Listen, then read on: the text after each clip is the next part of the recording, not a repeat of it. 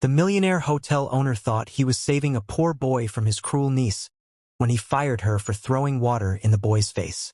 He played the hero, offered the soaked kid a free suite, performed perfect outrage for his employees. What he didn't know, that poor boy had traced 50 blackmail videos back to his computer, found evidence of child exploitation, and was streaming everything to the FBI. The water was their signal. The firing was their trap. And in 3 minutes, the hero uncle would be exposed as the monster who'd been terrorizing his employees with deepfakes of their children. The crystal water pitcher caught the afternoon sun streaming through the Grand Meridian Hotel's floor-to-ceiling windows as Natasha Williams, 26 years old and impeccable in her navy blue management dress, threw its entire contents directly into the face of the young man kneeling on the marble floor. The water exploded across his already dirty clothes, his worn sneakers, his trembling hands that had been trying to clean up the coffee he'd spilled moments before. 47 hotel employees stood frozen in the lobby, watching their usually composed manager assault someone who looked like he'd wandered in from the streets. And before anyone could process what had happened, a voice boomed across the space. "Natasha Williams, you're fired." Richard Pemberton, owner of the Grand Meridian and Natasha's uncle, strode through the gathered crowd with the authority of someone who'd built a hospitality empire from nothing. His Armani suit caught the light as he positioned himself between Natasha and the soaked young man, his face twisted with a rage that made veteran employees step backward. "In 30 years of running hotels, I have never witnessed such cruelty, such unprofessionalism, such absolute disgrace. You just assaulted a guest, a paying customer, because what? Because he doesn't look like he belongs here?" The boy, who couldn't have been older than 20, remained on his knees in the spreading puddle, his thrift store clothes now completely soaked, water dripping from his dark hair onto the Italian marble that cost more per square foot than most people made in a month. His name was Marcus Chen, though no one in that lobby knew it yet, and the reason he was there, the real reason that would soon destroy everything Richard Pemberton had built, was hidden in the waterlogged backpack beside him. Natasha stood perfectly still, her professional composure intact despite the water pitcher still in her hand and her uncle's public condemnation. She looked at Marcus, then at her uncle, then at the gathering crowd of employees who'd worked under her for 3 years, who'd seen her transform the Grand Meridian from a struggling property into Miami's most exclusive destination. Not one person in that lobby could understand why their level-headed, compassionate manager had just done something that seemed to confirm every ugly stereotype about power and privilege. If you've ever witnessed a moment where everything seems obvious but nothing is what it appears, where heroes look like villains and the truth hides behind carefully constructed facades, this story will show you why sometimes the most shocking actions have the most noble motivations. Take a moment to subscribe to Acts of Depth, where we reveal the hidden depths of human nature and remind you that judgment without context is the enemy of justice. The path that led to this moment had begun 6 hours earlier, at 4 in the morning, when Natasha had arrived at the hotel for her early shift and found Marcus sleeping in the loading dock, curled up behind a dumpster with his backpack as a pillow. Her first instinct had been to call security, but something about the way he clutched that bag, even in sleep, made her pause. She'd approached quietly, noticing the college textbooks spilling out, the meticulously organized notes on hotel management, the folder marked Grand Meridian internship application that had gotten wet from the morning dew. She'd woken him gently, expecting the usual story: addiction, mental illness, the various tragedies that led people to sleep behind dumpsters. Instead, Marcus had apologized in perfect English with a slight Boston accent, explained he'd taken a Greyhound bus from Massachusetts, arrived too late to find a hostel, and had been waiting for the hotel to open so he could submit his internship application in person. He'd shown her his MIT student ID, his transcript showing a 3.9 GPA in hospitality technology, and the letter of recommendation from a professor calling him the most promising student I've taught in 20 years. But it was what happened next that changed everything. As Natasha was reviewing his documents, her phone had buzzed with a message that made her blood run cold. A video from an unknown number showing her cousin, Richard's daughter Sophia, in what appeared to be a compromising situation at a college party.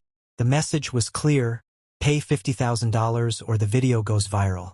Natasha had looked up to find Marcus watching her with an expression of recognition that seemed impossible. "That's a deep fake," he'd said quietly. "I can tell by the light refraction around the hairline. Someone's using AI to blackmail you." He'd pulled out a battered laptop from his backpack, fingers flying across the keyboard as he analyzed the video frame by frame. "The source code has markers from a specific software. I can trace it, but I need access to a better system." Natasha had made a decision that would have seemed insane to anyone watching.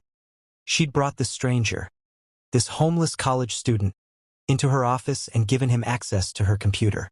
For 3 hours, Marcus had worked with the focused intensity of someone defusing a bomb, tracking metadata, reverse engineering the deepfake, and ultimately discovering something that made both of them stare at the screen in shock.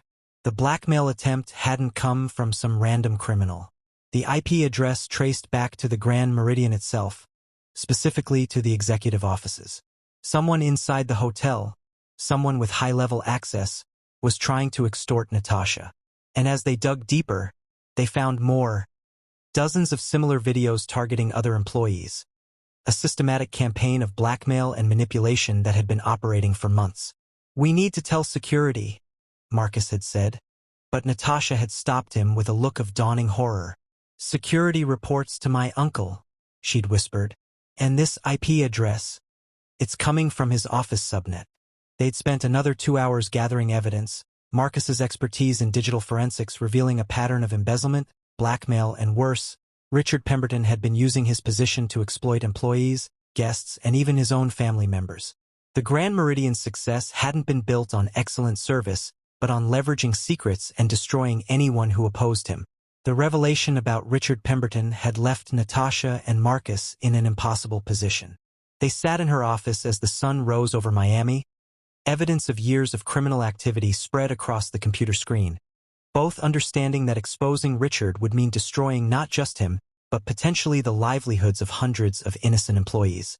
The Grand Meridian employed over 300 people, many of them immigrants like Natasha's own parents had been, people who'd found stable careers in an industry that often treated workers as disposable.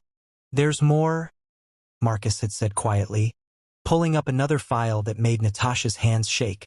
It was security footage from 3 months ago showing Richard in a hotel suite with someone who was clearly underage, followed by bank records showing payments to the girl's family to buy their silence. "He's not just a blackmailer. He's a predator." Natasha had stood up so fast her chair fell backward, pacing her office like a caged animal.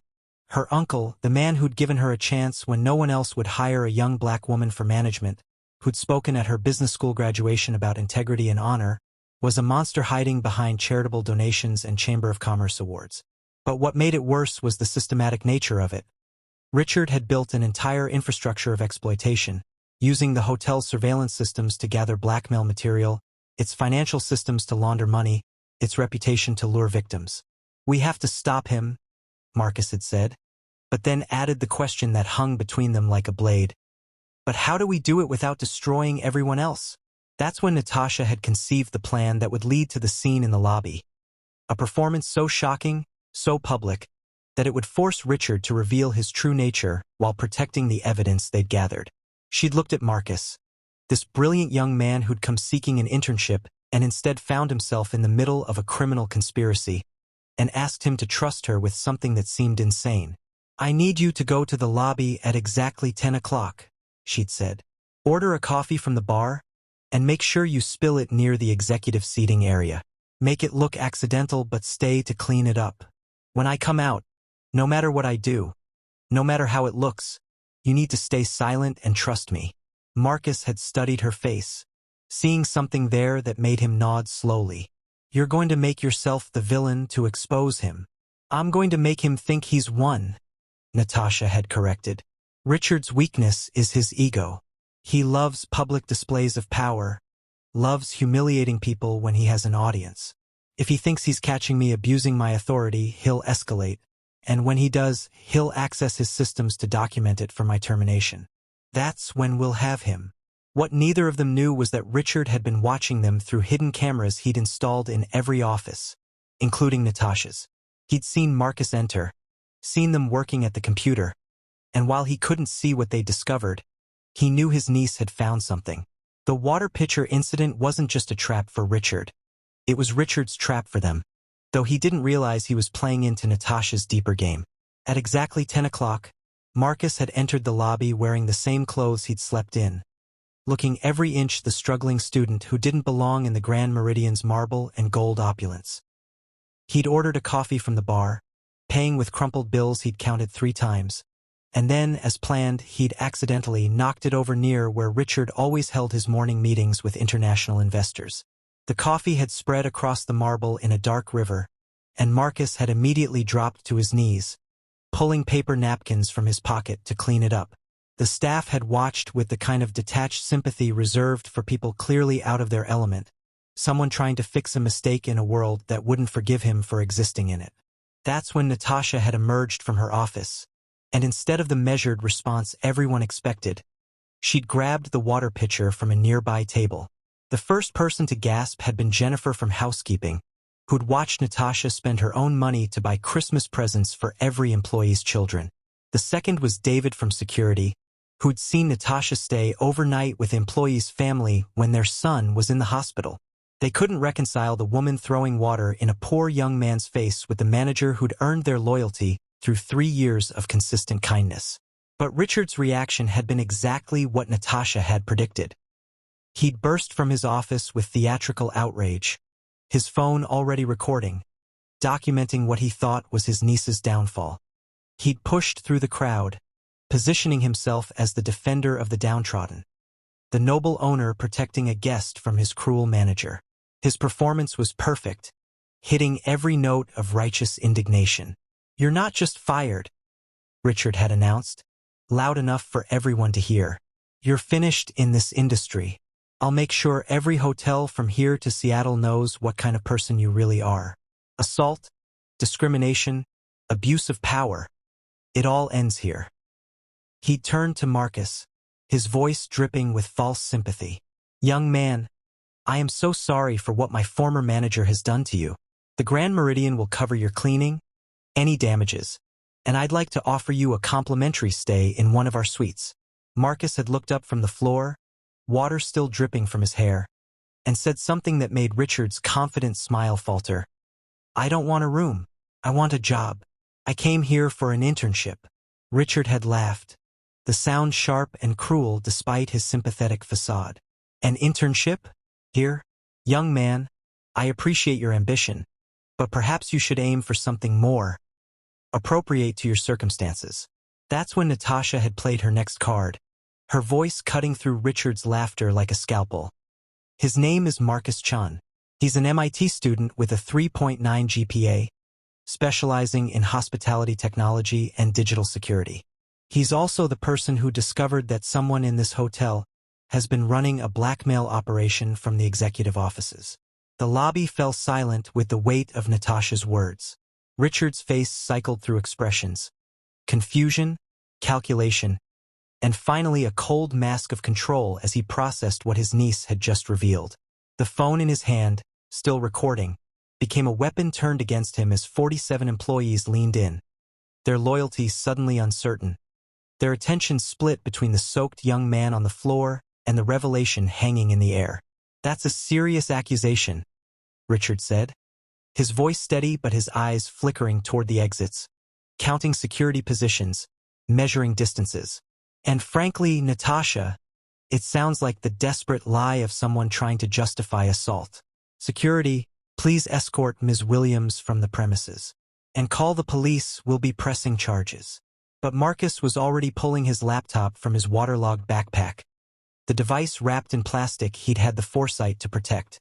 His fingers moved across the keyboard with practiced efficiency, and suddenly the lobby's massive display screen, normally showing arrival times and hotel promotions, flickered to life with a cascade of evidence. Bank records, emails, surveillance footage, all tagged with digital timestamps and IP addresses that trace back to Richard's office. "Mr. Pemberton," Marcus said, standing slowly, water still dripping from his clothes but his voice carrying the authority of someone who held all the cards. "3 hours ago, You sent a deepfake video to Ms. Williams threatening to destroy your own daughter's reputation unless she paid $50,000. You've done the same to 14 other employees over the past 8 months, collecting over $300,000 in blackmail payments. The crowd gasped, phones coming out not to record a cruel manager, but to document the revelation of their owner's crimes. Jennifer from housekeeping started crying. She'd paid $5,000 she couldn't afford after receiving a video that appeared to show her son in a compromising situation. David from security looked murderous. He'd been forced to ignore certain activities in the hotel after being threatened with manufactured evidence of theft. Richard attempted to maintain control, his voice rising with manufactured outrage. This is ridiculous. This homeless person, this nobody, breaks into our systems and creates false evidence. And you believe him over me? I built this hotel. I employ all of you. The evidence isn't false, a new voice said from the entrance. FBI Special Agent Sarah Moss walked in, her badge visible, followed by a team of federal agents. We've been monitoring Mr. Chen's digital investigation since 6 this morning when Ms. Williams contacted us. Everything he's found has been verified by our cybercrimes unit. The revelation that Natasha had involved the FBI before the water incident, that the entire scene had been orchestrated not just to expose Richard, but to ensure he was caught with indisputable evidence, sent another ripple through the crowd. The water throwing hadn't been cruelty. It had been theater, designed to make Richard feel secure enough to access his criminal network one more time. He's still logged into the Blackmail server, Marcus announced, showing his screen to Agent Moss. He accessed it from his phone 12 minutes ago to document Ms. Williams' termination, probably planning to use the footage for leverage. The server contains everything, every victim, every payment, every crime. Richard's phone clattered to the marble floor as he realized the trap he'd walked into. His own ego, his need to publicly humiliate his niece, had led him to access the very systems that would prove his guilt. He looked at Natasha with a mixture of rage and something almost like respect. You threw water in that boy's face to make me come out, he said slowly. You humiliated yourself, destroyed your own reputation, just to expose me? Natasha stepped forward, her blue dress still perfectly pressed despite the chaos around her. I learned from watching you, Uncle Richard. You taught me that power means being willing to do whatever it takes to win. The difference is, I used that lesson to protect people instead of exploit them. The FBI agents moved in, but Richard raised a hand, a last gesture of control in a situation that had spiraled beyond his ability to manipulate.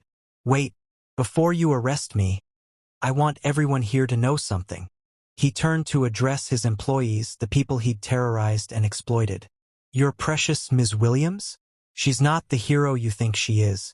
She knew about my activities for months. She could have stopped me earlier, but she waited. She calculated. She played the game just like I taught her. You're right, Natasha said, her voice carrying across the lobby. I did know, or at least suspected. I saw irregularities, noticed patterns, but I didn't have proof. And yes, I waited. I waited until I could destroy you completely, until I could ensure that every victim got justice, that every crime was documented. I waited until I found someone like Marcus who had the skills to expose you properly. If that makes me calculating, then yes, I calculated how to end you. Marcus stood beside her now, water still dripping from his clothes but standing tall. She threw water in my face to save 300 jobs and protect dozens of victims. She sacrificed her reputation to expose a predator. That's not calculation, that's courage. Agent Moss stepped forward, handcuffs ready. Richard Pemberton, you're under arrest for extortion, blackmail, fraud, and trafficking in illegal surveillance. You have the right to remain silent. I know my rights, Richard interrupted, extending his hands for the cuffs with the same authority he'd once used to run his empire. As the metal clicked around his wrists, he looked at his employees one last time. The hotel is finished. Without me, you'll all be unemployed within a month. Was destroying me worth destroying yourselves? The silence that followed Richard's threat lasted exactly 3 seconds before someone started laughing. It was Jennifer from housekeeping, the woman who'd paid $5,000 in blackmail, and her laughter had an edge of hysteria but also liberation. You think we need you? You think this hotel succeeded because of you? Mr. Pemberton, we succeeded despite you. Every day we came to work terrified of what you might do, what secret you might exploit, and we still delivered 5-star service. As the FBI led Richard toward the exit, Natasha's phone rang. She answered it on speaker, and a voice familiar to anyone who followed business news filled the lobby. Alexander Morrison, CEO of Morrison Hospitality Group, one of the largest hotel chains in America. Ms. Williams, Alexander said, her tone warm but professional. I've been watching the live stream of what's happening at the Grand Meridian. We spoke last week about you potentially joining our management team, but I have a different proposition now. Morrison Hospitality would like to acquire the Grand Meridian, maintain all current staff at increased wages, and install you as general manager with full autonomy. Mr. Chen, if you're listening, we'd also like to offer you a position as our head of digital security, with full tuition reimbursement to complete your MIT degree. The lobby erupted in cheers, employees hugging each other, crying with relief. The hotel would survive, their jobs were safe, and the two people who'd risked everything to protect them would be rewarded. But Marcus wasn't celebrating. He was staring at his laptop screen with an expression of growing alarm. Ms. Williams, he said urgently, Richard had a failsafe. If he was arrested, it would automatically trigger the release of all the blackmail videos to social media. He checked his screen. For minutes before everything goes public, the celebration stopped instantly. Every person who'd been blackmailed felt their relief turn to terror. Jennifer grabbed Natasha's arm. My son, if that video gets out, even if it's fake, it'll destroy him. He's applying to colleges. This will ruin his life. David from security was already on his phone, trying to warn his wife. Others were crying, panicking, calling family members. The victory against Richard was about to become a Pyrrhic one, destroying the very people Natasha had tried to protect. Marcus was typing frantically, his fingers flying across the keyboard. The server is air-gapped from external access, but Richard must have a physical trigger somewhere. Something he could activate remotely but that would execute locally.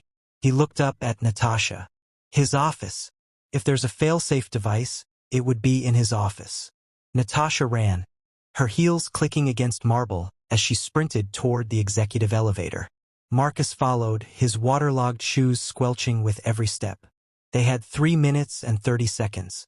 The elevator ride to the penthouse office felt like hours, even though it took only 40 seconds. When the doors opened, they faced Richard's inner sanctum, a monument to ego with floor-to-ceiling windows overlooking Miami Beach, walls covered in photos of Richard with celebrities and politicians, and a desk that cost more than most people's annual salaries. Where would he hide it? Natasha asked, already pulling books from shelves, checking behind pictures. Marcus studied the room with the eye of someone who understood both technology and psychology. Somewhere he could see it every day. Somewhere that would make him feel powerful. His eyes landed on a crystal award on Richard's desk. Hotelier of the Year, 2019. The base was slightly thicker than it should be for a simple award. 2 minutes remaining. Marcus grabbed the award and smashed it against the desk. Inside the shattered crystal was a small device with a countdown timer and a cellular antenna. The timer showed 1:47 and counting down. He immediately started examining the device, pulling out a multi-tool from his pocket. Can you stop it? Natasha asked. Not stop it, Marcus said, working with surgical precision. But maybe redirect it. The device is programmed to upload to specific social media servers. If I can change the destination IP. His fingers moved impossibly fast, reprogramming the device as seconds ticked away. 1 minute remaining. Got it, Marcus exclaimed. I'm redirecting the upload to a quarantine server at MIT. My professor runs it for malware analysis. The files will upload there instead of social media, and we can delete them securely. 30 seconds. The device beeped, accepting the new programming. Marcus and Natasha held their breath as the timer continued counting down. 10 seconds. 5, 3, 2, 1. The device's LED turned green, indicating successful upload. Marcus immediately checked his phone, confirming with his professor that the files had been received and contained in the quarantine server. No videos had reached social media. The victims were safe. Natasha collapsed into Richard's chair, the adrenaline finally catching up with her. We did it. We actually did it. Marcus sat on the floor, his clothes finally starting to dry but still looking like someone who'd been through a war. Ms. Williams, can I ask you something? When you threw that water at me, were you sure this would work? Were you sure we'd stop him? Natasha looked at him. This brilliant young man who'd arrived seeking an internship and ended up saving dozens of lives. No, I wasn't sure. But sometimes you have to take the leap and trust that good people will help you land safely. You were that good person, Marcus. You walked into this hotel with nothing but hope and talent, and you saved us all. 6 months later, the Grand Meridian Hotel gleamed under the Miami sun, its renovation complete under Morrison Hospitality's ownership and Natasha's management. The lobby where she'd thrown water in Marcus's face had been transformed into a space that honored both elegance and inclusivity. The marble remained, but now it was complemented by local art from diverse artists, comfortable seating areas where guests of all backgrounds felt welcome, and a prominent plaque by the entrance that read, "Integrity is the foundation of hospitality." Natasha stood in that lobby, no longer in the blue dress that had witnessed her calculated fall from grace, but in an elegant black suit that marked her new position as the youngest general manager in Morrison Hospitality's history. Beside her stood Marcus, wearing his MIT graduation gown. He'd completed his degree remotely while building the most sophisticated hotel security system in the industry, one that protected guests' privacy while preventing the kind of exploitation Richard had perpetrated. The gathering in the lobby wasn't for a normal celebration. Every employee who'd been blackmailed by Richard had been invited to witness something special. The final destruction of the evidence that had once terrorized them. Marcus had built a secure deletion system that would allow each victim to personally destroy their files, giving them closure and control over their own stories. Jennifer from housekeeping went first, pressing a button that permanently erased the deepfake of her son. She cried as the confirmation appeared on screen. File destroyed. Your story is yours alone. David from security followed, then others, each person reclaiming their dignity with the simple press of a button. Some had brought family members who'd never known about the blackmail, finally able to share their truth in safety. Alexandra Morrison herself had flown in for the ceremony. She stood near the back, watching with the satisfaction of someone who'd made the right bet. The Grand Meridian under Natasha's management had become the most profitable property in their portfolio, but more importantly, it had become a model for ethical leadership in an industry often plagued by exploitation. Ms. Williams, Alexandra said, approaching Natasha after the last file had been deleted. The board wanted me to tell you something. Richard Pemberton was sentenced yesterday. 25 years federal prison, no possibility of parole. Every victim received full restitution from his seized assets. Justice was served, largely thanks to you and Mr. Chen. Natasha nodded, feeling a complex mix of satisfaction and sadness. Richard had been family, had given her opportunities despite his monstrous nature. But she'd learned that loyalty to principles had to supersede loyalty to people who betrayed those principles. Marcus joined them, having removed his graduation gown to reveal a sharp suit underneath. At 21, he'd become Morrison Hospitality's youngest executive, running their digital security division while pursuing his doctorate at MIT. But more than titles and achievements, he'd found something he'd never expected. A chosen family among the hotel staff who'd watched him get soaked and had embraced him as one of their own. I have something to show you, Marcus said to Natasha, pulling out his phone. On the screen was an email from MIT's placement office. They want to know if the Grand Meridian will be accepting interns this year. Apparently, word got out about what happened here, and we have 300 applications from students who want to learn about ethical hospitality management. Natasha smiled, remembering the morning Marcus had shown up with his waterlogged application. How many positions do we have? I was thinking 10, Marcus said, but I want to focus on students like I was, brilliant but lacking resources, arriving with everything they own in a backpack, sleeping in places they shouldn't have to because they believe in their dreams. Make it 20, Natasha said, and we'll provide housing. No one should have to sleep behind a dumpster to pursue their ambition. As the ceremony concluded and the crowd dispersed, Natasha and Marcus stood in the spot where the water incident had occurred. The marble floor showed no trace of that day's drama, but both of them could still see it. The water spreading, the crowd gathering, the moment when everything seemed to be falling apart, but was actually falling into place. "Do you ever regret it?" Marcus asked. "The public humiliation, throwing water at me, making yourself the villain?" Natasha considered the question, thinking about the journey from that moment to this one. Every hero story needs a moment when things look darkest, when the easy choice and the right choice diverge completely. You taught me that, actually, when you chose to help me trace that blackmail instead of just walking away. You could have submitted your internship application and left, avoided all of this, and missed the chance to help take down a predator and save dozens of people? Marcus laughed.